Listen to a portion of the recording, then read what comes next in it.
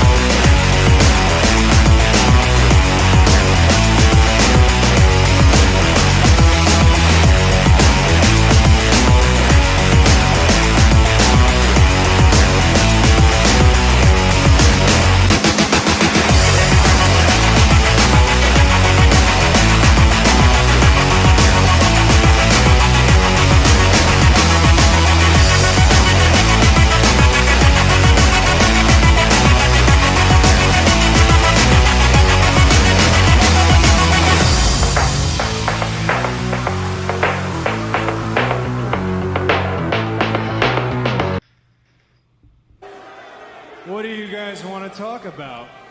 Let me talk to you. Yeah.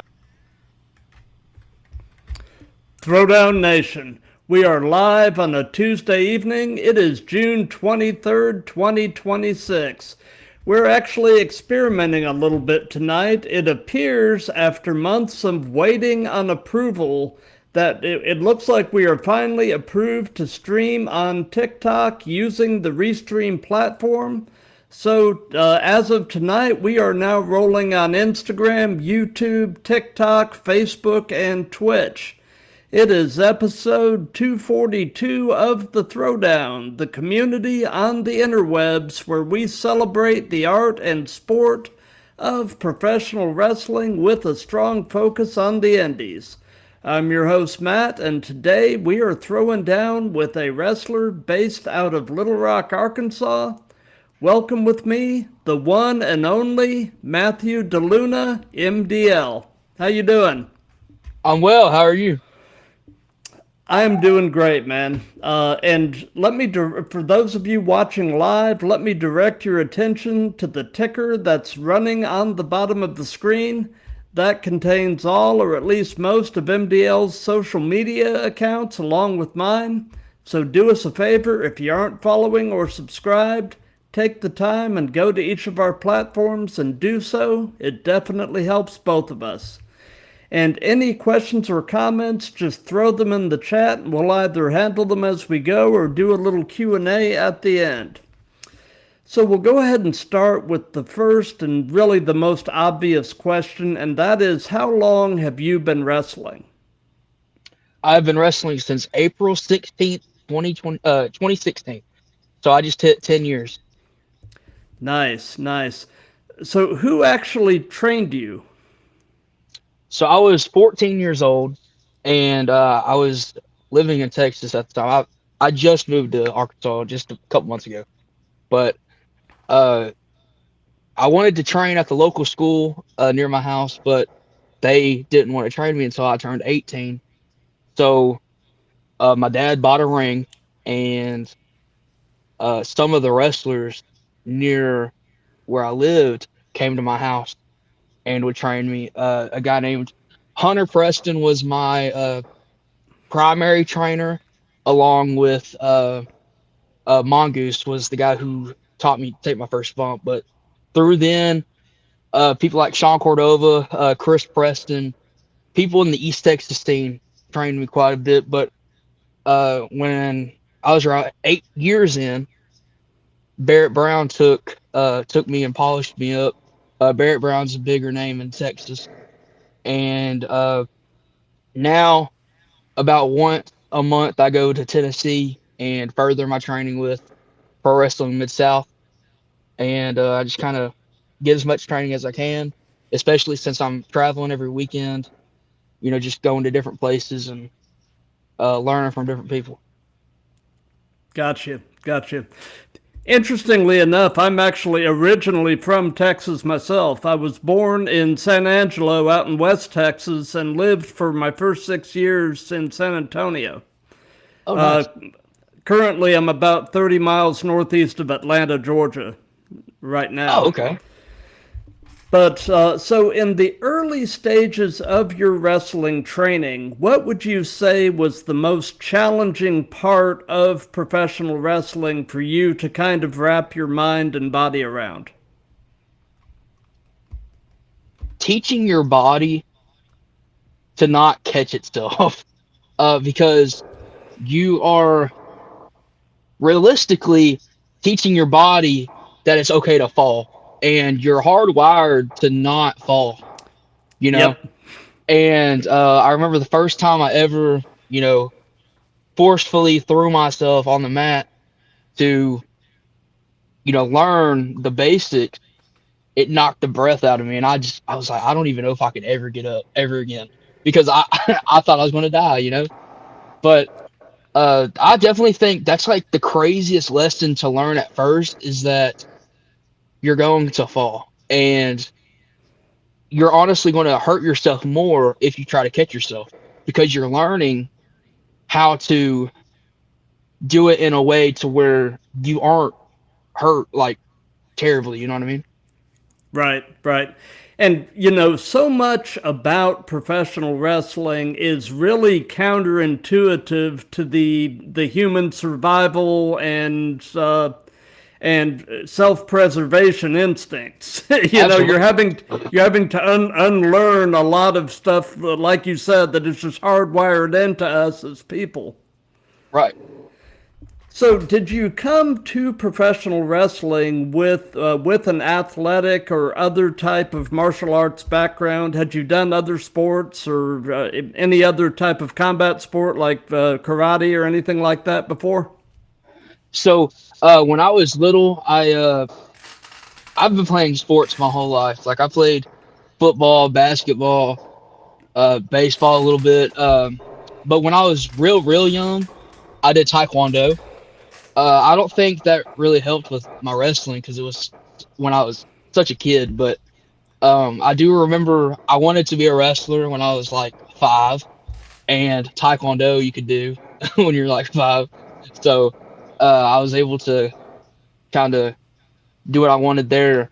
But yes, I did football, basketball, baseball, and then in middle school, which is around the time I was actually like wrestling, I did theater along with debate to like help me with promos and help me think on like my feet, because debate, you're having to have a topic, you have to argue the topic, and you have to win, Yep.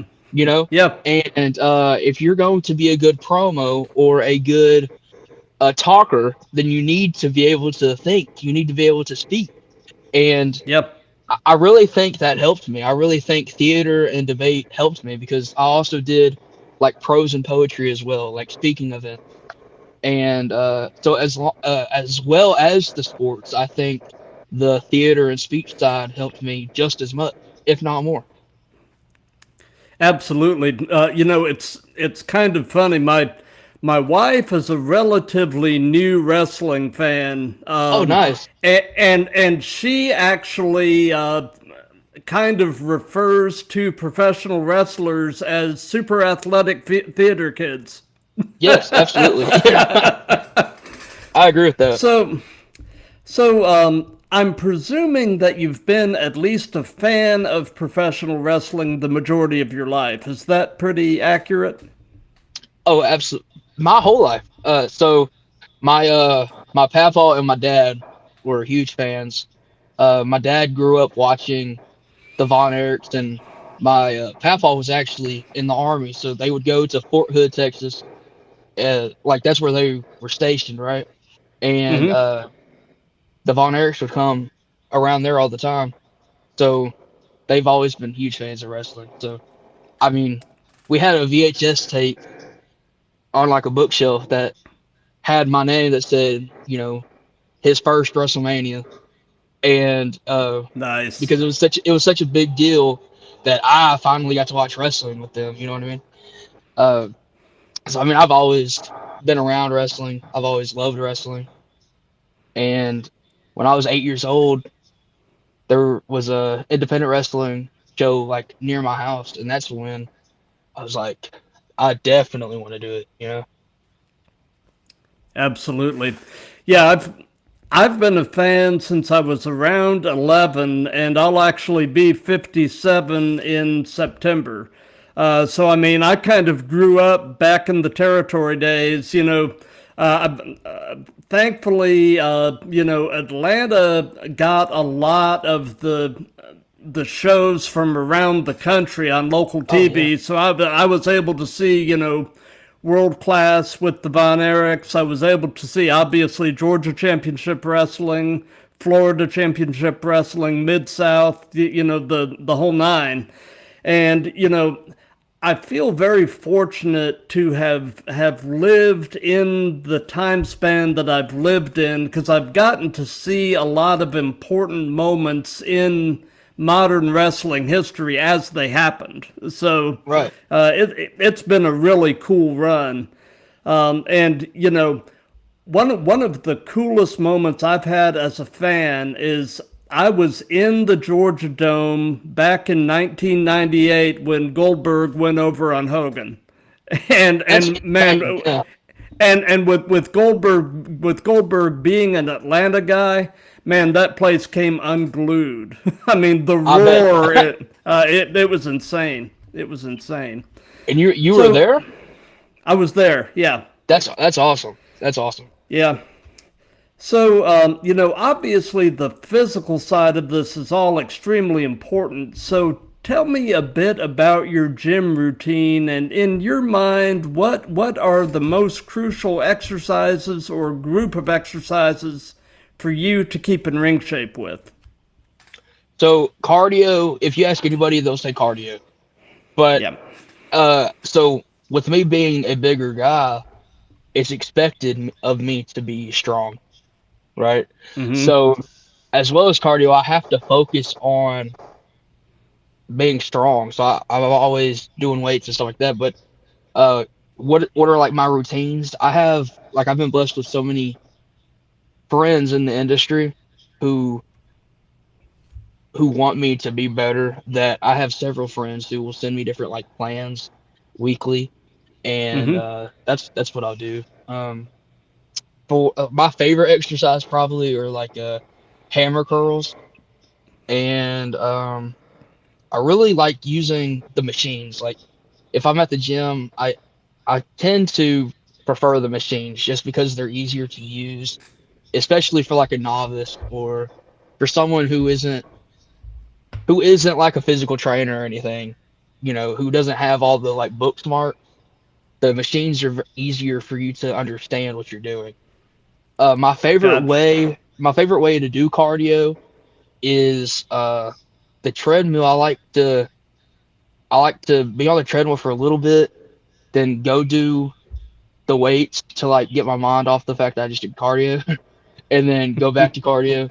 Kind of like split it up, but once you get it all done, you get it all done. But I definitely prefer like hammer curls and the machines. That's what I like to do. Gotcha.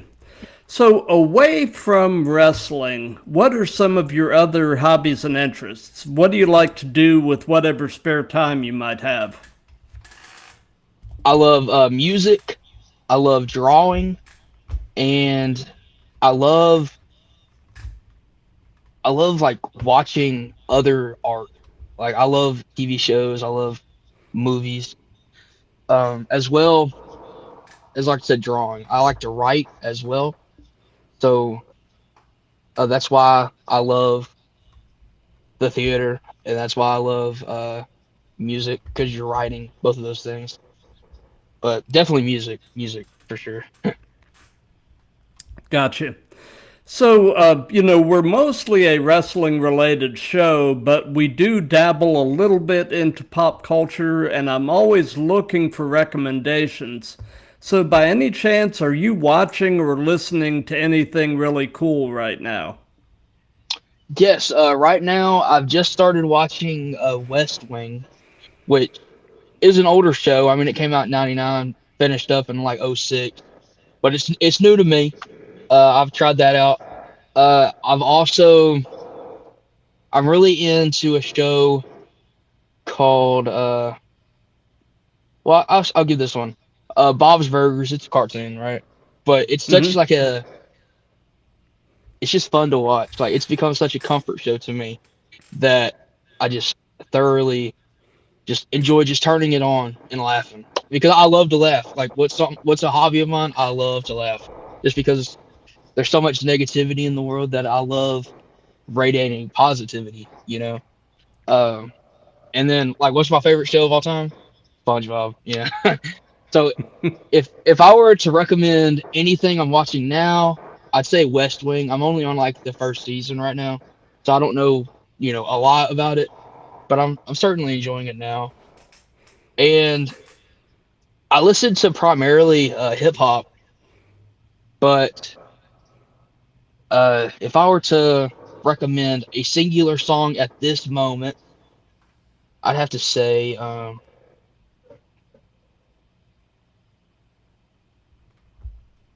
let's do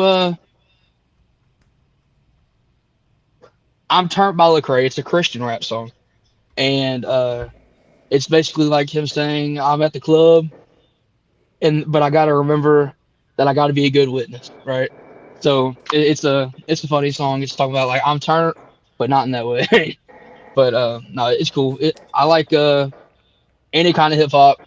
My favorite artists are people like Tupac, of course, but um, newer artists are always someone like people I'm trying to branch out and listen to. Gotcha. So, another outside of wrestling question, and that is outside of wrestling, what person inspires you the most and why? Outside of wrestling, Yeah.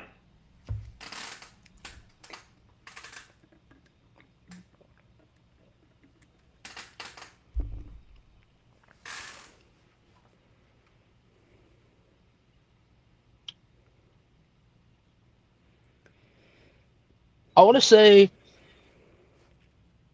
I don't know.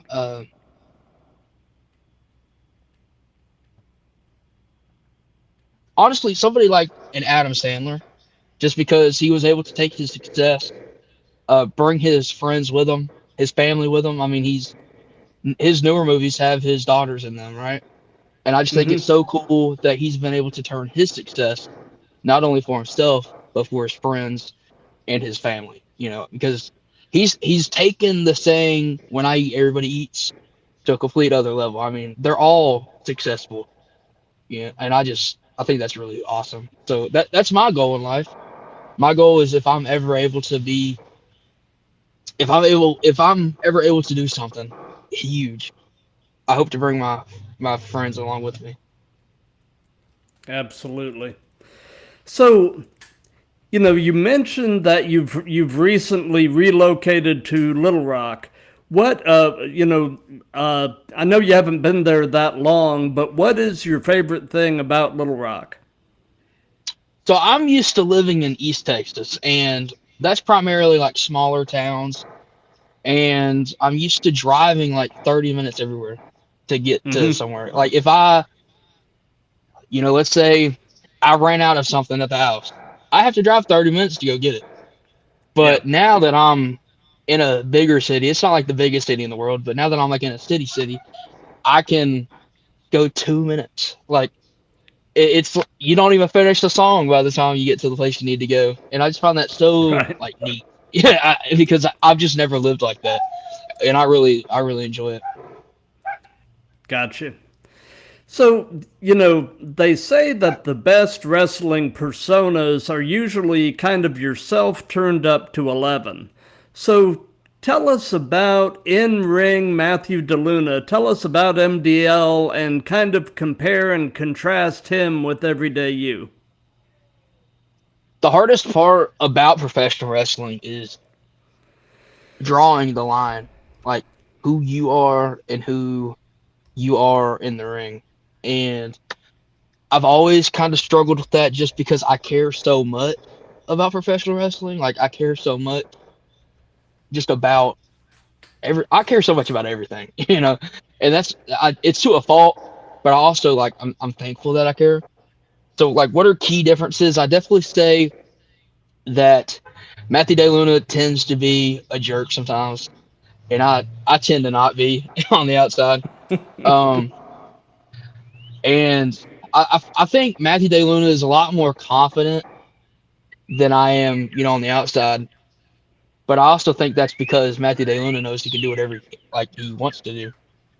And I think I've tried to kind of want to be like Matthew DeLuna in a weird way, just because Matthew DeLuna has become more like a success, right? And you strive to be a success in real life. So the key differences for sure are I'm not a mean person, and I'm not as cocky as people tend to think I am. Matthew DeLuna is, you know what I mean? So they're like, well, like if Matthew DeLuna's this way, then you got to be. And I'm like, no, you only know Matthew DeLuna. Like that's my job. So Right. uh, people tend to say, well, we don't really see a difference, and I'm like, well, that's just because you're not talking to me. So, but that's kind of the hardest part with wrestling, if I were to say, is just make sure you're able to separate yourself because it does get harder the longer you do it, for sure. Especially when you're doing it as often as I am, you know. Right. So,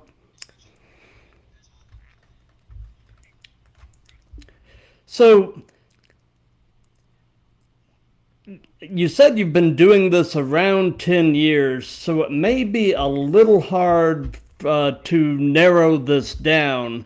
But if you can, tell us about your favorite match that you've been a part of. The reason why I'm able to pinpoint it so easily is because one, it was sort of like kind of recent, but it also is what gave me even more confident to be who I am now. This was in February of 2026. Matthew DeLuna versus the Miracle Mike Bennett. And, he's former WWE, former TNA. He's in Ring of Honor now. He's contracted by AEW. And me, I'm on the indies trying to make it, right? Right. But I stepped in the ring with him. And not only did I have the match, not only was I able to work with him, I hung with him. Like like it didn't look like I shouldn't be there, right? Like I looked like it was like that should have happened. It wasn't a charity match. It wasn't, something beneath him. It was a good match. It was honestly, it was one of the most. It was the most validating feeling I've had in forever, just because I knew that I should have been there. And the match was great. Like I'm very, very proud of that match. Gotcha. I have heard that Mike Bennett is a good dude. Yes. It sounds like you had a very positive experience with him. Mm-hmm. Now Matthew DeLuna sure didn't, but you know what I mean. Like, yeah. But no, it was the great. Like it was such a great night. Gotcha. So, you've been doing this long enough that I'm sure you've picked up at least a few of these, but what would you say is your biggest wrestling-related pet peeve? One of my biggest pet peeves is just people who think they're better than you. Like it's not a gimmick. It's not uh, a facade, or maybe it is a facade. Maybe they're trying to, be that way so they feel better about themselves. But a lot of people I've come across just immediately try to be holier than thou. Like I use like it's aggravating because you might be a better in-ring performer than me. You might think you're better like on the mic and stuff like that than me. But at the end of the day, we're still in the same locker room. We're still on the same show. So we're still on the same level, right? Like we can be better or worse, but when we're on the same card, you're not like better than us. You're not better than me. You know what I mean? And that might sound kind of crazy, but when you're so focused on telling somebody that they're not worth the air, the air they're breathing, it's just aggravating. Another pet peeve is when you get to a show and you could tell that the ring is going to hurt or it's a little dangerous, and you're like, hey, can we tighten the ropes a little bit, or can we like make sure that the wood's in the right spot, just because sometimes sometimes it's dangerous, but thankfully, like 99% of the time, like 99% of the time, the rings are great. But that 1%, it's scary. Oh yeah, But absolutely. definitely my biggest pet peeve, like I just said, people who think they're better than you. Just be better, but also elevate your partner, elevate, because I think that's the best part of the business is, in the 10 years I've been in it, I've been able to get better, especially in the last year with the different opportunities I've had. I've been able to significantly raise my stock and raise my in-ring experience and worth.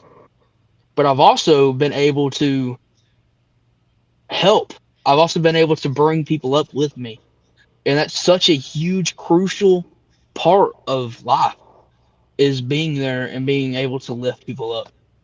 So if you are going out there thinking you're better than people, think about yourself. Think about how you would want to be treated. I mean, it's the golden rule for a reason, right? So Absolutely. that's what I definitely got to say about that. Gotcha. So, if you could only be one, would you rather be great in the ring or great on the mic? This is a controversial question because many people think it's better to be great in ring. But I think like it's it's proven that the best stars, the best main eventers are the ones on the mic. So if I had to pick one, it'd definitely be on the mic, just because I know that's where you get the most exposure, you get the most like opportunities, because it's entertainment at the end of the day. And if you're not entertaining, you know, and it stinks because there's some great wrestlers out there, There but are. some of them just can't cut a promo, and that'll always Yep. be a hindrance, you know. So if I Yep. had to choose one, it'd probably be better on the mic. Gotcha. So, in the 10 years that you've been doing this, what would you say has been your most unusual or unique encounter with a fan? Do you have any funny fan stories? A lot of times they will, like, I've gotten several times where they tried to get my number, just like because they wanted my number, and I was like, I cannot give you a number. Um, I have a great story. Okay. So in Prescott, Arkansas, for Havon Championship Wrestling, I'm their current hardcore champion there. But when I first started there, I was feuding with one of their top guys, and one of their fans was a huge fan of this guy.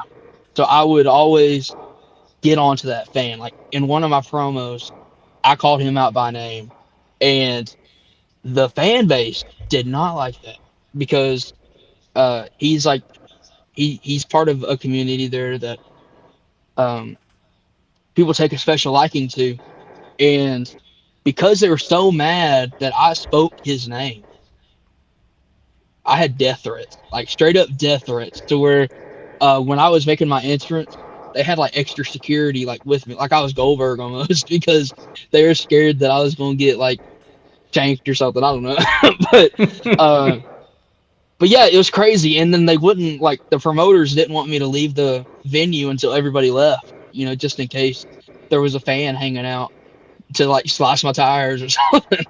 But it was crazy because I was newer to this territory. I was newer to traveling, because the first 7 years of my career, I was still really young and primarily wrestled just in East Texas.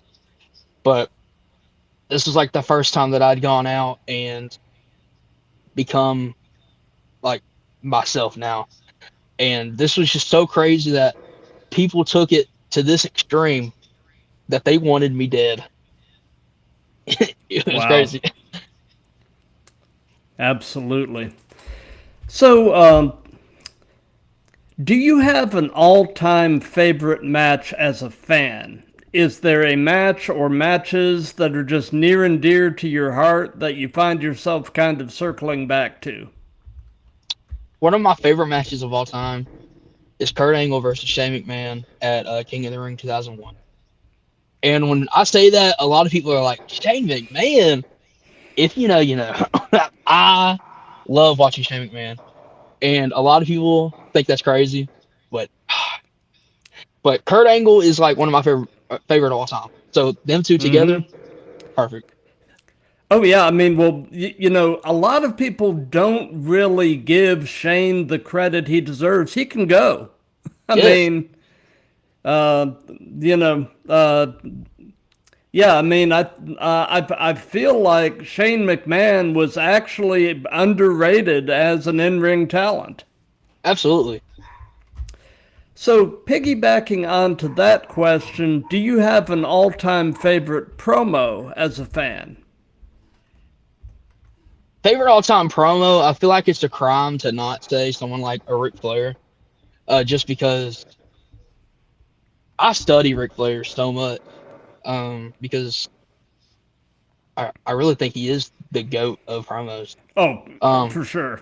I, but I was listening to a promo the other day. It was for Buddy Lindell versus Shawn Michaels at Smoky Mountain Wrestling, and it was prior to Shawn defending the Intercontinental Championship against him. And I'm not really in tune with Buddy Lindell like that, but the particular promo he delivered was very special. So I'm not saying he's like one of the best promos or anything, but that particular promo I think is a perfect promo. Um, I think in today's age, like a CM Punk or like a Roman Reigns, and I think one of the most underrated promos would be someone like Kurt Angle, because I think Kurt Angle is like the best overall professional wrestler, because his in-ring work is like insanely tremendous. His promos, his entertainment, just everything overall, right? Yeah, I won't argue that. You know, regarding Flair, I still get on YouTube about once a month and put on the promo from TNA where Flair and Jay Lethal are having the woo off. I mean, Yeah. that is just that is comedy gold. I mean, Like, because I was still really young during that time. That's probably like around 2010, right? So mhm. I was 9. I was either 8 or 9 around then. And something that sticks out so crazy to me to this day is it wasn't that night, but it was around the same time. Ric Flair has this big old band-aid on his forehead. He starts cutting his promo, and all of a sudden he starts like punching himself. He starts bleeding and bleeding, and it was the craziest thing that little 8-year-old me had ever seen. Just be like, it was Yeah, insane, and I still think about it all the time. absolutely. So this is one of these questions that the answer can literally change almost moment to moment, hour to hour, day to day. But Mhm. at this very moment, in your opinion, who are the best male and best female wrestlers in the world? Who's the best man and who's the best woman at this moment? At this moment, okay, best male at this time today, Yep. I would have to say probably MJF, like overall, and then female.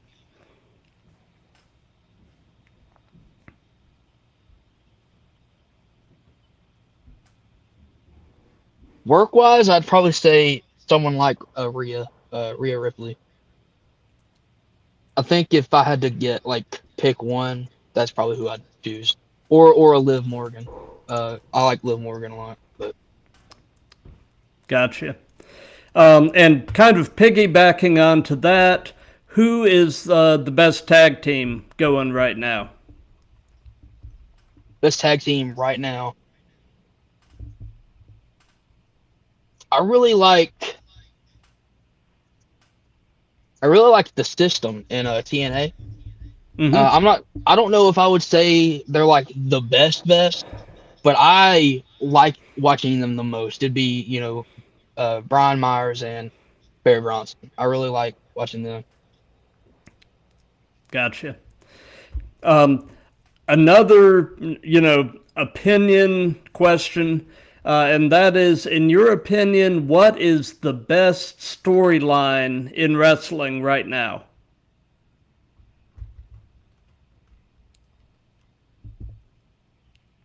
I really like the story they're telling with with Judgment Day right now.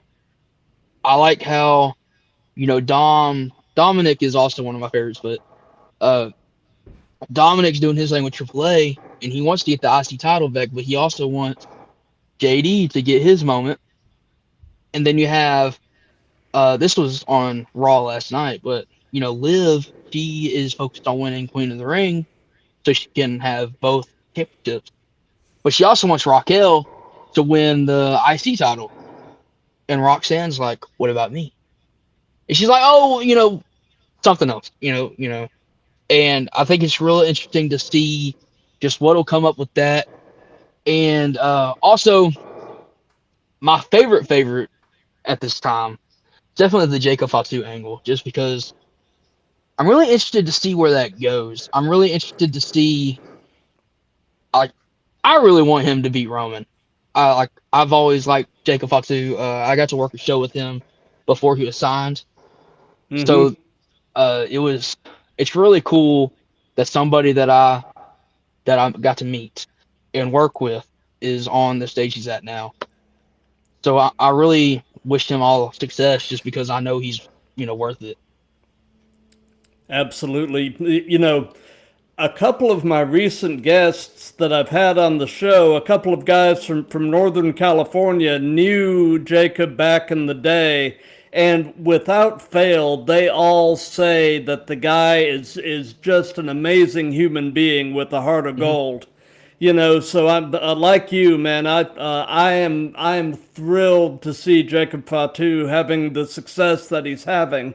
And I'm Absolutely. I'm I'm I'm hearing some rumblings that this new bloodline storyline that's going on right now may potentially involve Zilla Fatu finally coming in. And I hope that's the case, man. I would love to see Zilla in the WWE system, and to see him get integrated into the bloodline storyline would be awesome.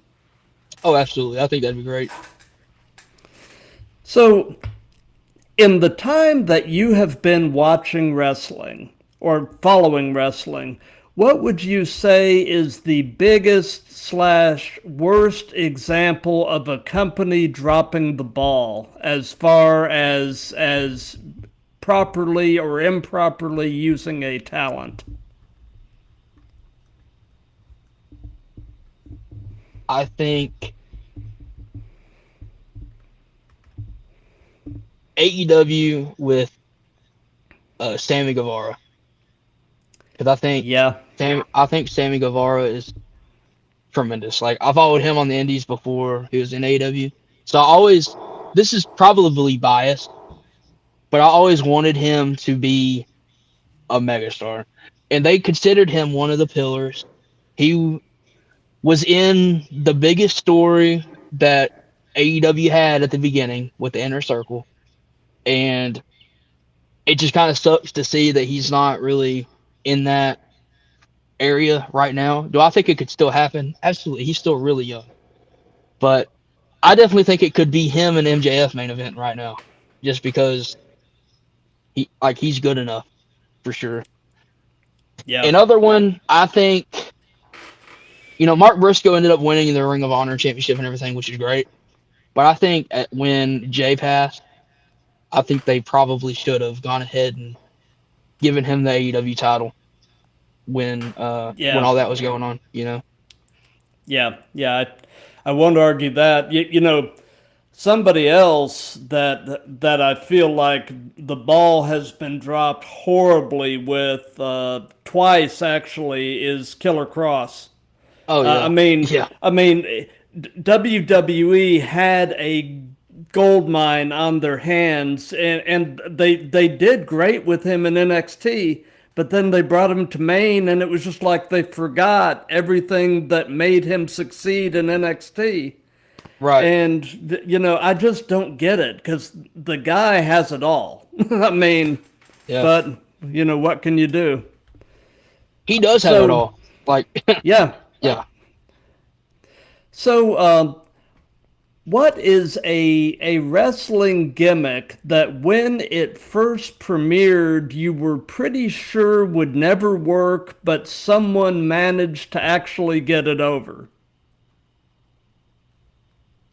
I think the most obvious example would probably be like New Day, just Yeah. because I was actually like fortunate enough to go to a Raw when they had just started. I think they had came to Dallas like relatively like newer into the New Day run.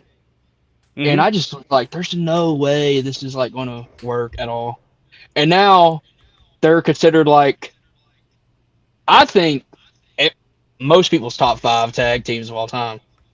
But I definitely think that's like the most wrong I've ever been, just because Yep. they took off. Oh, for sure. For Speaking sure. of WWE dropping the ball, I can't believe they're not there.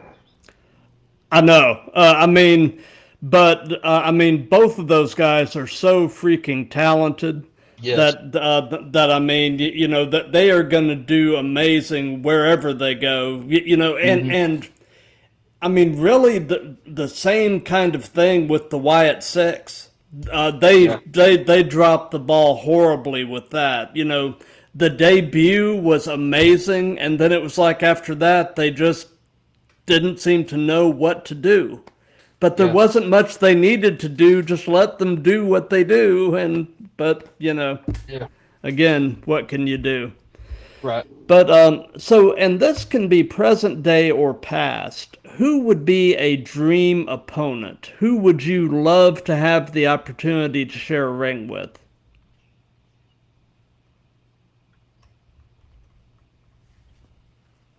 I'd love to have a match with Samoa Joe. I'd love to have a match with. I'd really like to work with Kurt Angle in some capacity. Another one would be Jeff Jarrett. I'm a huge fan of Jeff Jarrett, and I think I'd learn a lot from him. But if I had to choose just one, it would probably be Samoa Joe, just because. I mean, he's insane. He's so Yeah, just he's great. absolutely. So, what is your favorite move? What is something you just really enjoy doing? And on the flip side of that, is there a move that you won't do or you would at least rather not do? And that can be giving or receiving. Yeah. So my favorite move that I do is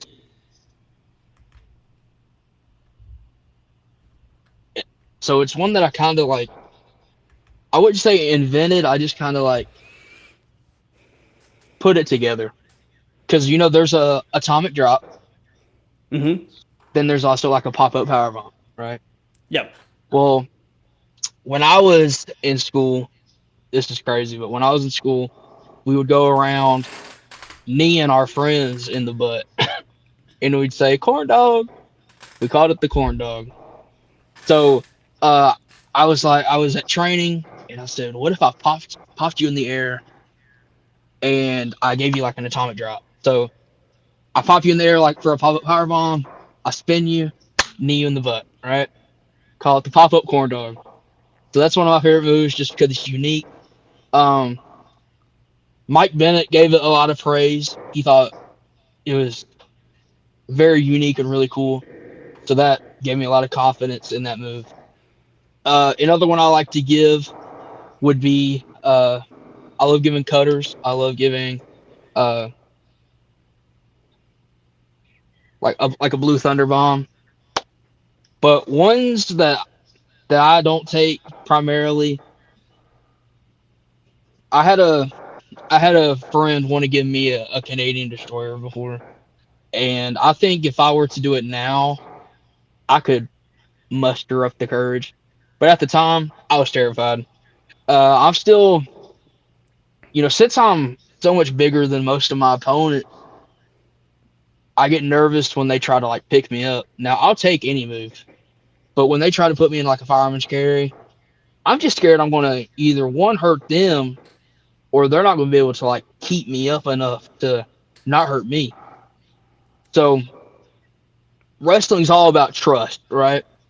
So when Yep. you're trying to trust your opponent to do something, primarily it's not a fear for me, it's a fear for my opponent. Like, because if I'm on you, what if I crush you? Like what if I hurt you? And what if you're trying to prove that you can and you like pull an appendix or something, something crazy. Yeah. But just there's different moves that aren't bad, that aren't hard or nothing. It's just one, older people would think that it's stupid that I'm even trying to take it because it doesn't make sense. And two, it could hurt you. Like, seriously. Gotcha. You know, it's funny. A lot of the guests that I've had on the show over the years have all said, well, not all of them, but I would say the destroyers are the moves that nobody seems to really want to take, and I mean Mhm. I can understand why, but yeah, I mean probably if there is one that's really been the majority, it's definitely been the destroyers. Yeah. So you've been doing this long enough that I'm sure this applies to one degree or another. So I'll ask you what hurts right now. My back. My back and my right knee. My right knee has always kind of like bugged me. Nothing like there's nothing wrong with it. Like if I go to the doctor, there's nothing wrong with it. It's just it hurts. My back, I just bump a lot. I bump way too much for a big guy, but that's why I try to be an anomaly. I try to be different because like I actually want to wrestle. I actually want to perform. And so I just hurt a lot, but I do it to myself. Gotcha. So over the 10 years you've been doing this, what is the worst bump you have taken?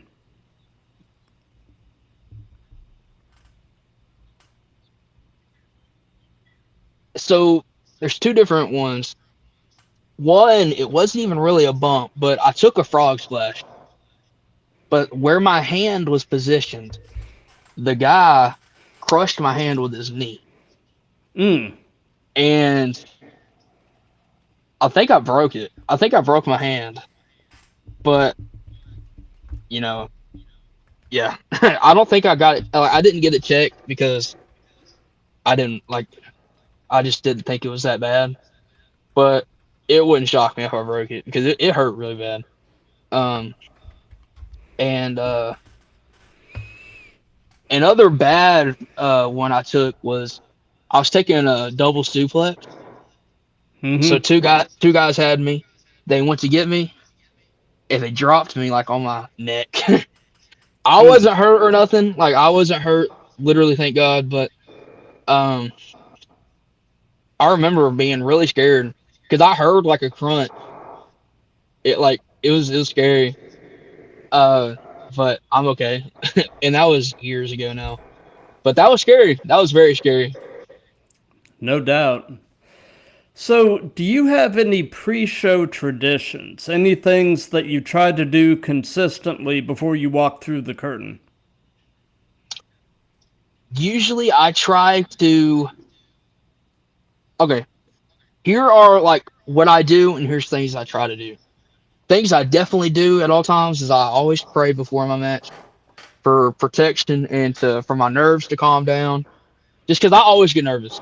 Ric Flair said it best: if you ain't getting nervous, it's time to hang it up. Because like I just care. Like I want everything to be the best it can be. I wouldn't say I'm a perfectionist by any means, but I do want things to be good. You know.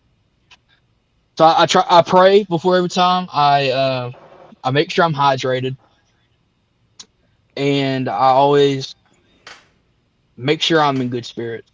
Just because I've gone into a match just upset before, and you could tell by the match that I just wasn't in a good headspace. So I always try to make sure I'm good.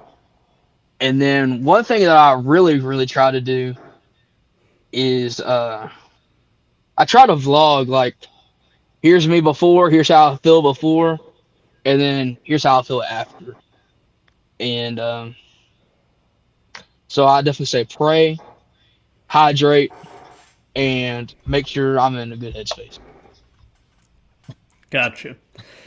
So tell us a bit about your gear bag. What all do you carry in your gear, and do you carry anything unique or unusual in your gear?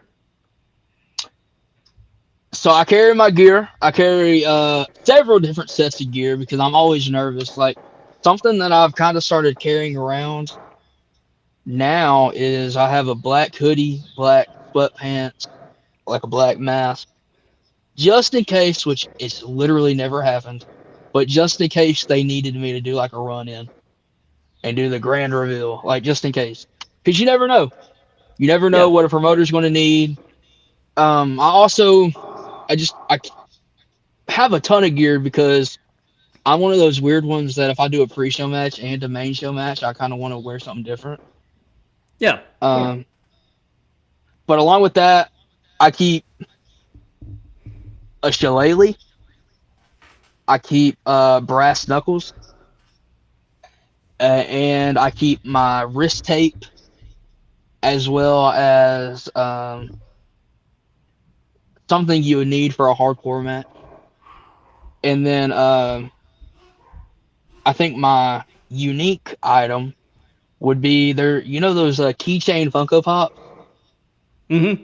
There's there's like a 2-pack. It has SpongeBob and Patrick in it, and I just keep that in there. It's like my good luck charm. But uh, other than that, it's a typical gear bag except SpongeBob and Patrick.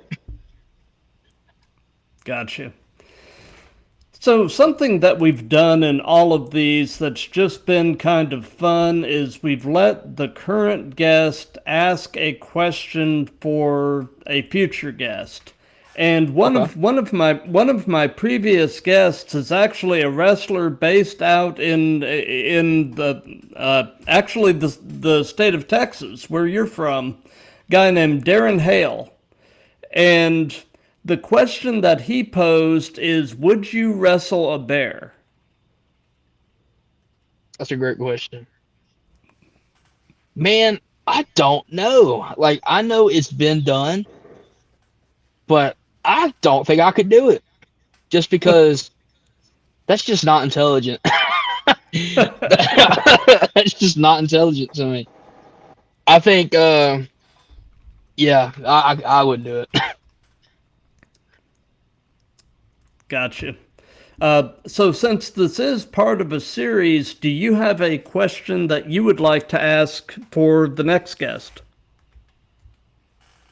If you were to go back in time, so let's say your 8-year-old self, or however old you were when you first became a fan of wrestling, Mm-hmm. if you could go to your little self in front of the TV and say, "Hey, I'm you from the future, and guess what? I'm a wrestler." What is one thing or match you would tell your past self about to get them excited to do it? That's a really good question. How would you answer that? I think if I were to go back in time and tell 8-year-old me that I would go on to wrestle all the people from the first ever indie I went to and have great matches with them and them be like peers of mine, I think my 8-year-old self would be mind blown. I think if I told them that I got to step in the ring with Mike Bennett and do well, I think they would just be like, "Are you serious?" Um, but definitely, if I were to tell them that I am peers with the people I looked up to, and they view me as their peer as well, and they view me as a good wrestler, it just means everything to me. A lot of people think it's crazy that I care so much, but it's just because that little me, like me as a kid, just wouldn't be able to believe the things I've been able to do. Got you. So, during his farewell tour, John Cena kept bringing up the concept of leaving wrestling better than he found it. And that really resonated with me. I just loved the concept, and what a great thing to try to strive for. So ultimately, what are you doing to ultimately someday leave wrestling better than you found it? How are you trying to make a positive difference? So a lot of people are focused on giving newer people constructive criticism, and which is great. As long as it's constructive and you're, telling them how they can become better, that's great. But on top of that, I really, really, really like to tell people that before you even focus on critiquing yourself, your first view, because I believe in you should watch your own footage. You should watch your matches back.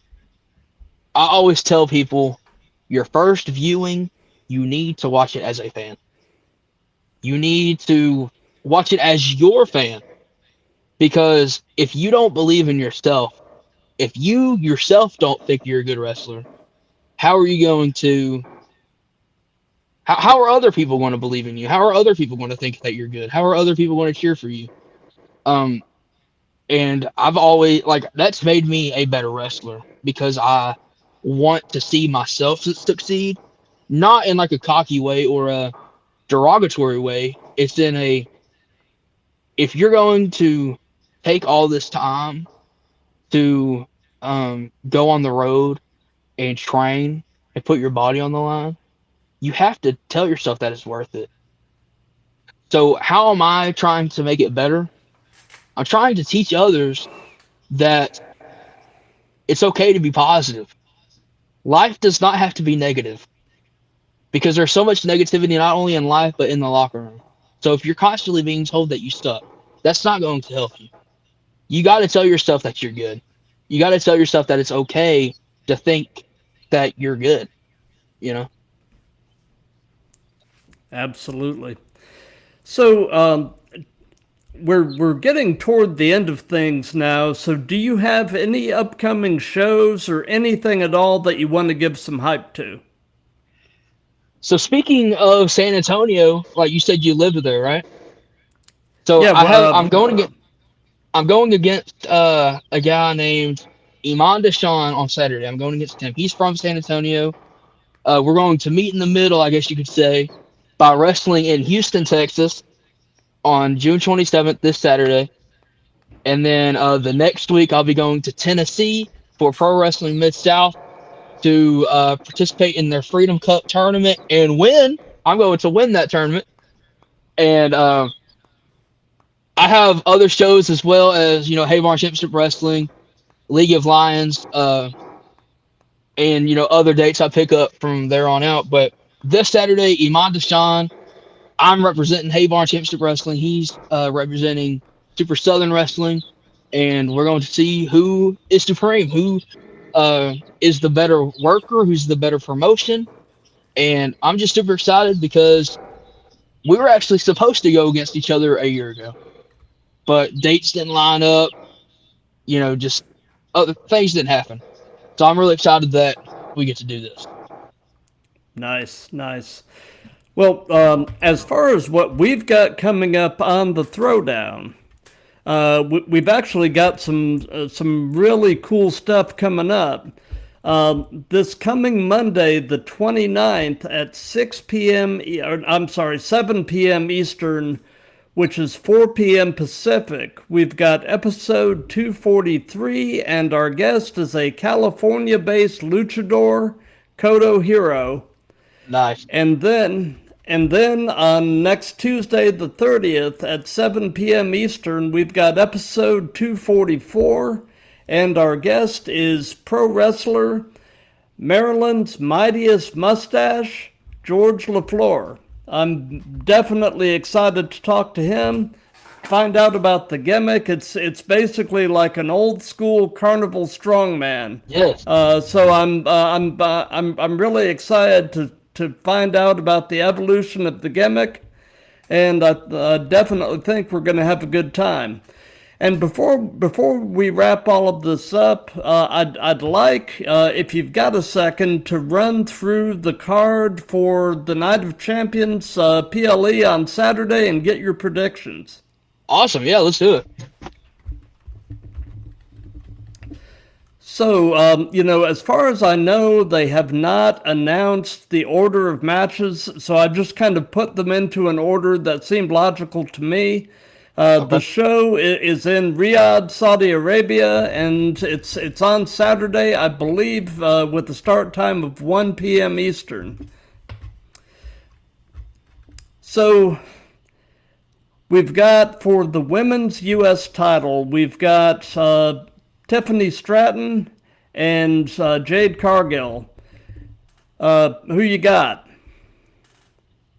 I think realistically, Jade Cargill is going to take it. I agree. WWE seems to just be determined to continue pushing Jade. I've always kind of jokingly referred to Jade Cargill as AEW Goldberg. So I'll agree. I'll say that Jade wins the belt here, but I just I don't know. I'll just come right out and say it. I'm not a huge Jade Cargill fan. So it's a match I'm not terribly excited about. Because I know her name value is, still big, right? So I hope, I really have a lot of hope for the women's U.S. and IC championships, just because. Oh, agreed. It's great in theory, right? So I really hope that sometime, some way, especially with this being on a pay-per-view, I hope it's able to, succeed. I agree. Especially through the growing pains. I hope they're able to figure it out. Yeah. U.S. Championship, Trick Williams and Ricky Saints. Man, my take on this, I feel like this could actually be the match of the night. I think these two guys may potentially just tear the house down. I'm such a huge fan of both. I used to not be a Trick believer, I'm not going to lie. I used to not be, but when he arrived on the main roster, I became a huge fan. And Ricky Saints, I've always been a huge fan of. And if Ricky won, I'd be so excited. I'd be so excited. Yeah, this is a match that I could honestly be completely happy with either outcome. Absolutely. Ricky Saints or Starks or whatever you want to call him, he's another example of AEW dropping the ball. Oh, I mean, he was just loaded with talent, charisma. He checked all the boxes. But again, it was like AEW didn't know what to do with him. And so far, they seem to be handling him pretty well in WWE. So I'm excited to see what the future holds for Mr. Saints. My main hope with Ricky is that WWE allows him and Punk to run it back. Just because I was so locked in with that feud before Punk left, and Yep. I want to see it conclude. You know. Yeah. So then we've got a cage match between Seth Rollins and Braun Breaker. Who you got? I'd love to see Braun win, especially to get his comeuppance from last night.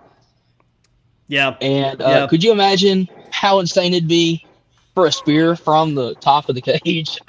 I don't know if that's even possible. that would be unreal. But he's crazy. Hopefully this is. I'm hoping that this is the actual blow off for this feud. Right. I feel like this has gone on a little too long. For sure. I mean, some of it obviously had to do with Seth's injury and everything, but I just, I'm hoping this is the end of it, and they can move both Seth and Braun on to other things. But yeah, I think I'll say Braun wins here. And then we've got the Queen of the Ring final, Liv Morgan and Io Sky. Who you got? This is kind of like a weird situation because you could have Liv win, but there's no way they merged the titles, right? No. Or, I mean, Io could win Queen of the Ring, challenge Liv, and lose. But what would be the point of that? So it's like I'm trying to figure out like the best case scenario. But I think Io winning would be pretty neat. Yeah, I was listening the other day on Busted Open on Sirius XM, listening to Dave LaGreca's show. Right. And, and they were talking about this match. And they were like, what if Io wins and decides to challenge Rhea? I'd love that. Yeah, I would too, actually. Yeah, I mean, I'm actually hoping that's what happens because I think Io and Rhea could have a really good program together. Oh, for sure. And, it could start off with them being friends, but what if what if they're not friends after? Exactly. Exactly. Then we've got the King of the Ring final, Obafemi and Jey Uso. In my mind, logic dictates that Oba wins, but I've just got a feeling we may potentially either see Brock Lesnar show up and cost Oba the match, or some bloodline shenanigans or something. What's your take? So I'm still kind of butthurt that Dom got squashed. I'm not gonna lie, because Dom is like my favorite. And we got to think about this. If Jay wins, he has to challenge the WWE Championship, which is great in theory. But I'd like Oba to win. It's just if the King of the Ring challenges at SummerSlam, it kind of take him and Brock 3 off the table. So it's really one of those you gotta think of the best possible option. And as much as people probably don't want to see it, you got to think of who's going to be there in the crowd. If Brock comes out, cost Oba, the fans are still going to be yeeting at the end of the night, just because that's how the crowd is. I think that's probably the best option. Is that the most annoying option to, hardcore fans? Probably. But to have Brock cost Oba to where Oba doesn't look like a joke, and Jay challenging for the WWE Championship, my only problem is I just don't think I don't want him to win the WWE Championship, but I also don't want to see Jay lose. So it's like, you got to think of what the best option is. Yep. And then we've got the WWE Championship in a triple threat: Cody Rhodes versus Gunther versus Sami Zayn. Who you got? if Gunther doesn't win, I might crash out. Because they're making me so mad. Well, my take on this, I think Sami Zayn wins the belt for two reasons. For one thing, I mean, based on the guy's resume of work, he deserves a run with the title for all that he's done Absolutely. in his career. And for another thing, you've got to think the show is in Saudi Arabia, and the optics of having a Muslim win the belt there sounds to me like a very WWE thing to do. I think Sami comes out with the belt. See, my hope for that, like his first win, I really wanted him to win next year's Rumble and him finally get his moment at Mania, with it being in Saudi. But you kind of swayed me. I wouldn't be mad if he won this time. I really think the only bad way to go is having Cody retain. To be honest, that's just me. The thing. I don't know about you, but I am so ready for a Cody heel turn. The Cody babyface run is so played out at this point. I'm so tired of babyface Cody. I mean, in my opinion, based on the stuff he was doing in the Indies and everything, heel Cody is best Cody. So I agree with that, but my biggest grievance with this whole Cody run as a whole is just he's always cheating. Like he's always something underhanded to where it's like, why is he even the face of the match? Like, I do not want to root for him at all. Like, at all. So it's just that's how I feel personally. Is I'm just not a huge fan of this run because he's always cheating. And he's the person that the kids are supposed to be cheering for, Right. Well, we're about to wrap this up, so do you have any final words for the audience?